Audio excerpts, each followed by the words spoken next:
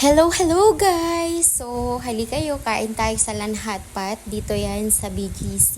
So, ito yung pagpasok mo. Ayan, ma-astronaut, para kang nasa ibang planeta.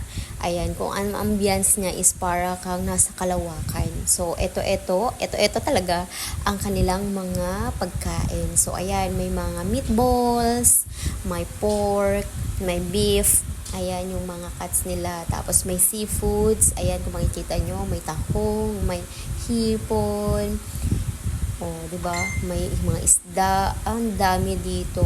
Itong hotpot na to talagang isasabi kong sulit talaga kasi dito is mga unli talaga. Kahit anong kaya mong kainin, go ka lang. Ayan, within 2 hours, ayan, dapat matapos ka na, ganun. Tapos may mga lechon-lechon, ayan, may mga karne-karne, na fried chicken, ayan. So, kung gusto mo lahat kunin, may mga sushi, ayan, may chichirya, tapos may mainit na water, may kape, may ice cream, ayan, nandito na lahat sa hotpot na to. Talagang masusulit ka o may halo-halo, may mga fruits at talagang kompleto, may vegetables. At eto na nga ang aming pagkain. Ito ang aming setup. So kung makikita nyo, ayan, ang ganda. Ayan. O tapos diba, tinan mo yung aming ilaw para katiling nasa ibang planeta. Tapos eto ako, paluto-luto lang. Luto-luto. Ayan, syempre, kambing tayo. Kaya marami tayong mga gulay na kinuha. Talagang parang gulay na lang ang kinuha ko. Ang ginawa ko doon, parang sinigang na daw. O diba, sulit talaga to. Sulit talaga ditong hotpot na to. Talaga mag-e-enjoy kayo. Talaga mahilig kayo sa karne. No problem. Ayan, basta yung 2 hours maaamin nyo. Oh, hello guys. So, ayan. Tapos may mamimili kayo dito kung ano yung soup nyo.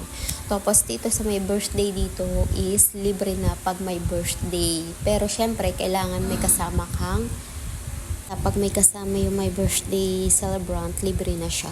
So, yun. So, yun lang ang pagkain namin dito. Sobrang nabusog kami. Salamat sa Lanhatpat, sa mga may gusto dyan. So, doon na lang kayo mag-hotpot, nag-crave kayo ng hotpot dyan sa BGC. Siguro yun ang marareko ko sa inyo. And after nyan, pumunta kami dito sa Mitsukoshi Mall. Dito yan din. Katapat lang sila. Super nice naman dito. Mga Japan talaga. Ayan, kung may mga gusto nyo mga Japan product, Japan item, dito nyo makikita. Dito kayo makakabili sa Mitsukoshi Mall. So, ayan o, diba? Talagang ang ambience niya is Japan vibe. So, ano pang hinihintay nyo? Punta na rin kayo, pasyal na rin kayo. So, ayun lang. Bye! Mag-like, and mag-comment kayo sa aking videos. So, bye!